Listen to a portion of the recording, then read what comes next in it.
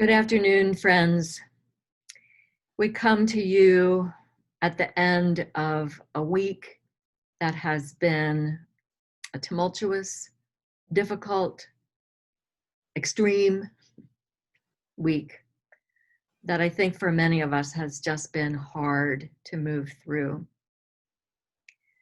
Maria and I have been talking about what it does to our bodies and beings to go through these kinds of experiences. It's so much right now. In fact, on yesterday, I think it was afternoon, I just kind of stood up from my table and walked out to the kitchen and said to Jerry, "This is just too much. I'm going outside," and went for a walk. There are the COVID concerns that continue, the weeks of isolation and the accumulated effect of that. Now, here we are in phase yellow, whatever that means, and all the questions and uncertainties that come with that. It's been a week that has had the end of school in it for some families. And then all that we're seeing and experiencing and feeling on the national level. It is so much to take in. Not to hide from, which can be a temptation, but so much to process and to find our way through. And so we together have felt like it's important for us individually and for all of you to take some time to just notice what's happening. For myself, I'm aware that I'm not sleeping very well these nights. I am aware of a really tight neck and my shoulders are clenched like fireballs right now. This morning, I was aware of real uneasiness in my stomach. Our bodies register what it is that we're going through. I also have been aware of how my own body has been affected by everything that I'm experiencing these days. I carry it in my shoulders as well, in the form of just the weight of momentous things happening every day. And I also notice that I carry it in my stomach in the form of fear on behalf of protesters and people of color who are in danger. And recognizing that while it's not something that affects me personally, and it is something that I can even walk away from, there are many in this country who can't and who live with that fear their whole lives. And it was really not until I sat down and started sifting through what my body is feeling that until then it all just felt like a cloud around me and in me. That was how I was experiencing it. As people created by God to think and feel, it's important for us to pay attention to what's going on inside of us. The signals our bodies give us can be the voice of God's Spirit to us, helping us, if we pay attention, to find the source of the hurt and the distress, and helping us to seek true, lasting, God-led healing for ourselves and for the world. When we pay attention to what's going on inside of us, we become more available to God, for God to work in and through us. So we want to give you a moment now to ask yourself, what emotions are you carrying with you today? What is your body sensing that is important to pay attention to right now? What might God be drawing your attention to? And then, how is God calling you to respond to what you're noticing? Just as we think it's important to pay attention to what's happening in our individual bodies, we as pastors especially want to pay attention to what's happening in the body that is our congregation. And we surely don't pretend to know all that is happening. But there are a couple of things that feel really clear to us at this time and that we want to respond to and care for as best we can. One of those is our collective and as well as individual need to be sustained by God. This is not work and a passage of life that we can do on our own steam by a long shot. And the other that we're really aware of is that in the midst of all that's happening, it seems like there is new, fresh energy that is rising up among us, within us, in our midst.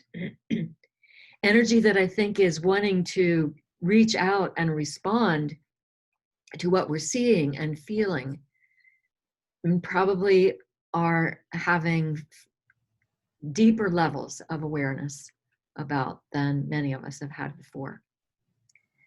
And all of that seems to me to be of God. And so we are really wanting to find ways to stay with that, to notice it, to follow it, to listen as well as we can for what God is doing among us.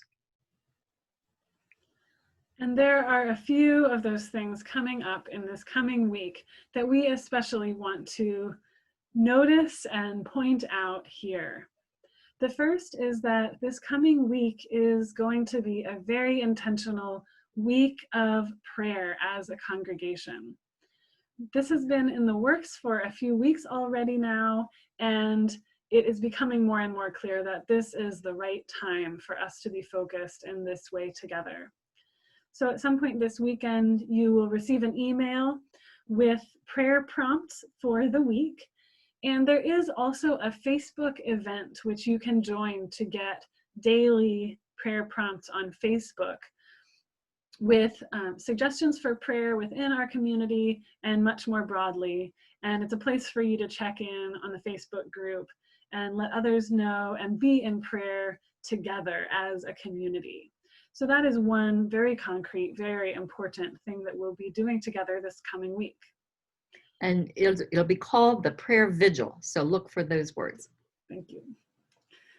The other item that I want to draw your attention to this week is that on Thursday evening, a group of anyone who wants from the Salford community will be gathering on Zoom to consider what are the next steps that God is calling us to at this time around the topic of racism in our country and our communities these days.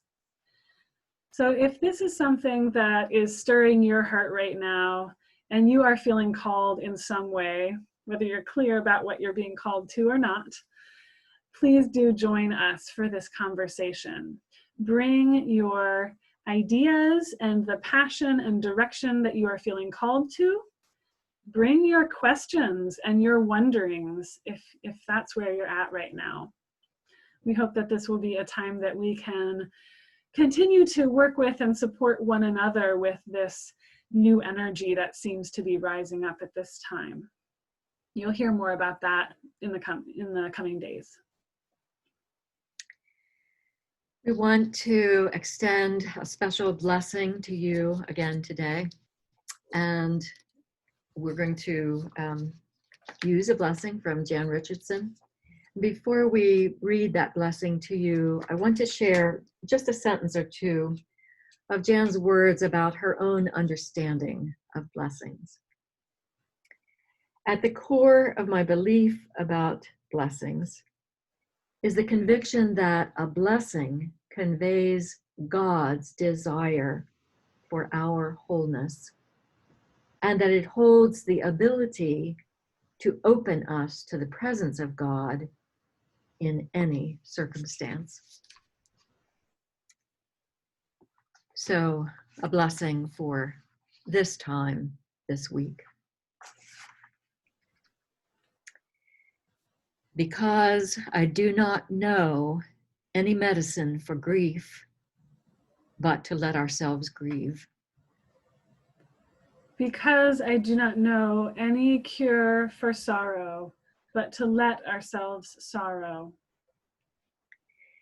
Because I do not know any remedy but to let the heart break, to let it fall open, then to let it fall open still more.